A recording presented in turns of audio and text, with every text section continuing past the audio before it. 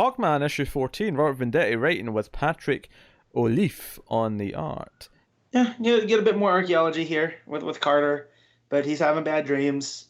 Yeah, and so start, basically every time he dreams, it's like all these dead bodies, and yeah, he's not sure if it's a memory that he's reliving, or if yeah, it's just bad fears. dreams. Yeah, Yeah, so what I did like about it though is like he's like, well, I lived all of these heroic lives as a hawk. What about when I was Qatar Deathbringer? Like, when is that gonna start? yeah, And yeah, so and I like here that he goes. Seems like he's in Africa. I think he's in Kenya. he is. Yeah, Um, he meets up with one of his people that is always there. We've seen up previously in Vendita's run. He has like these he's just got so little, many friends all around the world, hasn't he? yeah, and so he's talking to him about you got to stop worrying. We all know you're the hero. Like you've done so much good, um, but it's not good enough for Carter. So the Shadow Thief gets involved. Yeah, well, we'll get to that a bit because Mhm. Hawkman's like, right, okay, I'm off to there's a door that opens in Mount Kenya, um, once a year, I think it is, the shadows fall in the right place, that an entrance appears, and you go in, and there's this fire pit and like an altar. There's all these cave paintings on the wall, and he sits down and he begins to meditate, and then that's when you see the shadow behind him. His shadow starts to move independently. An arm comes out, and then the shadow swings a mace at him, and we get a pretty great fight sequence between him and his shadow.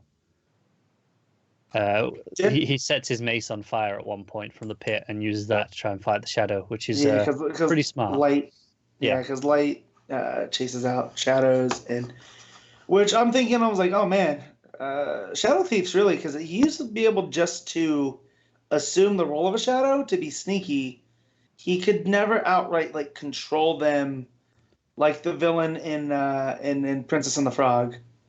yeah, yeah. Right. And he literally steals Carter's shadow here. It Yeah. gets dragged off. One of the only criticisms I have with the art is he's dragging him by the hand, and then in the next panel looks like it's by the foot. Yeah. A little bit of a switch. It wasn't big there. on the art in this issue. I'm mostly okay with it, actually. I think it's all right, but I can see why it's not to everyone's taste. I like the scratchiness of it. I thought that worked quite well for all the shadow With play the shadows stuff. and stuff, but yeah. So Carter has no shadow anymore. Shadow Thief literally stole it, and then that panel where you've got the shadow trying to grip onto the floor. You got the fingernail scrapes going. Yeah. That's great. But then the fire consumes, and Carter's trapped in there. And this is where we actually get 2 pages at the back with him, the Apex Lex, which I think this is the book that I've read where it feels the most relevant, because yes, this is Apex Lex talking to Shadow Thief, and it's explaining that he's no longer just able to imitate shadows, like Matt said. He can now control it, and which, given that that's what all the issue was about, this actually feels relevant here. It's not just a setup for something that'll happen down the line.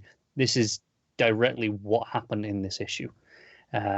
So this one actually felt okay calling it a tie-in was still, well, but but it does add Shadow Thief back to the quiver of villains, because that was Hawkman's big one. I remember when I read the John's stuff, he was the prevailing arch nemesis.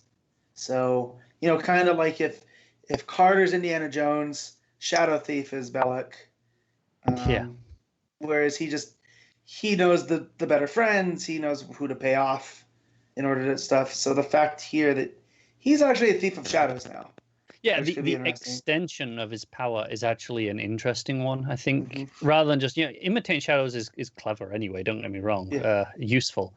But to then be able to control it and manipulate it, not even just to fight, but, the idea that he can create shadows to do things, somewhere else as a distraction, as well as, being a shadow himself, seems extremely useful.